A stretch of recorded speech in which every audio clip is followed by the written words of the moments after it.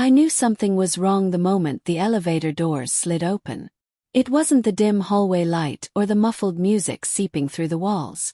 It was the sound, low laughter hers, drifting from the other side of our apartment door. A laugh I hadn't heard in weeks. A laugh she hadn't shared with me in months. And then a man's voice.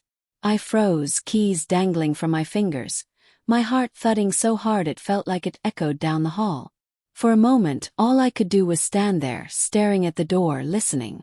Her laugh again, soft, warm, easy. The sound stabbed through me.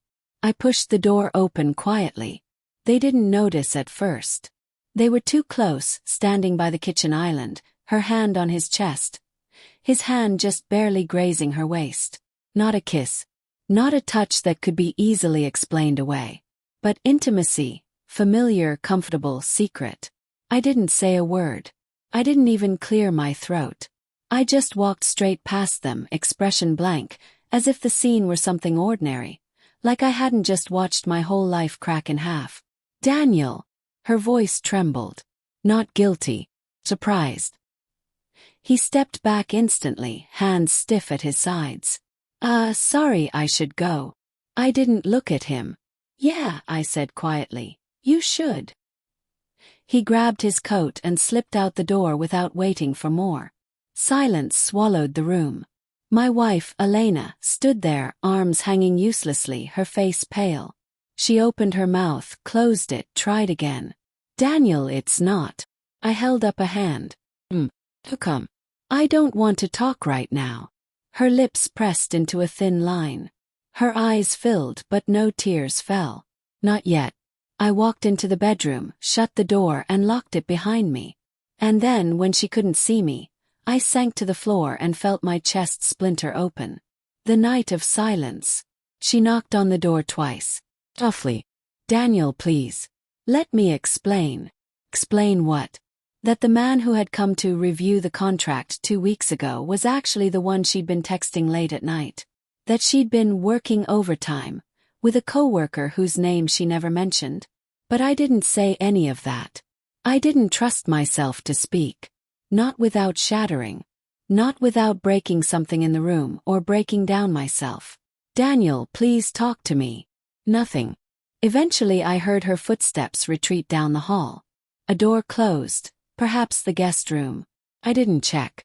Grief came in waves. Fury in between. Confusion seeped through everything. By 3 a.m. I was still wide awake, staring at the ceiling. By 4 a.m. I was shaking with a dull, nauseating ache. By 5 a.m. I realized that a strange kind of clarity was settling in. The clarity of acceptance that something precious had already broken long before tonight. Her breakdown. The sun was barely rising when I finally unlocked the door and stepped out. Elena was sitting on the couch, knees drawn up to her chest, clutching one of the throw pillows. Her hair was messy, mascara streaked across her cheeks. She looked like she hadn't slept at all. The moment she saw me, she broke. She stood too quickly, stumbling, rushing toward me as though she'd been waiting for me to appear in the doorway all night. Daniel, her voice cracked. I'm so sorry. Her legs gave out and she sank to her knees on the floor, hands covering her face as sobs tore out of her. Not soft crying. The kind that shakes a person from the inside, raw and miserable. I hadn't expected that. I hadn't expected her whole body to tremble like she was barely holding herself together. I hadn't expected her voice to sound like someone begging for air. Elena. My voice came out quieter than I intended. Get up. I can't, she cried, shaking her head violently. I can't lose you. Please, Daniel. Please don't walk away. Please don't let last night be the end. Her desperation twisted something sharp inside me. But anger still pulsed under my skin. We're not talking about endings yet, I said. But you owe me the truth. She slowly lifted her head, tears dripping off her chin. Ask anything. So I did. The truth comes out. How long? Yes. She closed her eyes, inhaled sharply. 2 months. The number hit me like a lead weight. Who is he? His name is Marcus. He joined the design team in August. Her voice shook. We were working on the grant project together. Late hours, too many meetings. We got too close and I didn't stop it.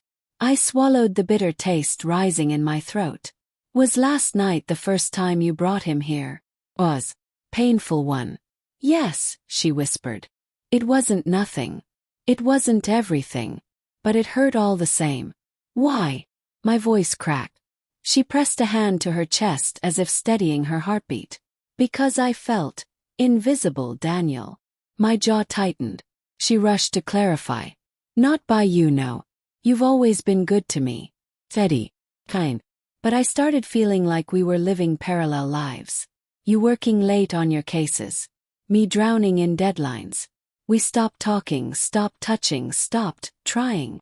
Her honesty cut deeper than lies ever could. I was lonely, she whispered. And he listened. He made me feel seen. But I swear to you, I swear, Daniel, I never wanted him more than I want us. Last night was a boundary I should never have let myself cross. I sank onto the couch, my energy drained. And what? Asked harshly. You expected to hide it forever. No, she whispered. I think I hoped you'd fight for me. Something inside me snapped. Fight for you. I stood pacing. Elena, I saw you with another man in the home we built together. And you think I should fight to keep you? She looked wrecked. And for the first time I saw not a betrayer, but a woman drowning in her own shame. I'm not asking you to forgive me today, she said quietly. I'm asking you not to give up on us before we even try to fix what broke. What broke? We didn't speak for a long moment. The apartment was painfully silent. Then she slowly approached the couch and sat at the far end, giving me space. Daniel, she said softly, voice still trembling. I love you. I made a horrible mistake. But I love you more than anything. And I will do whatever it takes. Therapy, quitting my job, moving departments, whatever you need. Just tell me how to make this right. I stared at her. At the woman I had married. The woman who had hurt me in a way I couldn't have imagined. I don't know if I can trust you, I finally said. Her lip wobbled. I know. And I'll earn it back. Step by step. Even if it takes years. There was something in her eyes. Raw devotion, fear, regret. That struck me harder than her betrayal. Elena, I said, exhaling shakily. Trust doesn't rebuild just because someone asks. It rebuilds because someone proves. She nodded. Then let me prove it. Let me prove I still choose you. The morning after. When she reached out for my hand, I didn't take it. But I didn't walk away either. And maybe that was the first step. I sank back onto the couch, exhausted in a way I could feel in my bones. She leaned forward, still careful not to touch me without permission. Daniel, she whispered. Say something, anything. Even if you hate me. Even if it's just to tell me you're hurting. My voice barely made it out. I'm shattered, Elena. That's what I am. Her face crumpled, tears spilling down again. Then let me help you pick up the pieces, she whispered. I looked at her, really looked at her, for the first time since last night. This was not the confident, composed woman I had seen flirting with another man in our kitchen. This was a broken person bracing for the consequences of her own actions, terrified of losing the life she'd taken for granted. And for the first time I realized something. Her breakdown wasn't guilt. It was fear. Fear of losing me. Fear of losing us. Fear of realizing too late what truly mattered. The ending. We didn't fix everything that morning. We didn't hug. We didn't kiss. We didn't pretend everything would be okay. But she sat beside me, quiet, shaking, hopeful, and I let her stay. Because sometimes the real ending isn't walking away. Sometimes the real ending is choosing to stand at the edge of the wreckage together. Unsure of the future but willing to try. And maybe, just maybe, that was enough for now.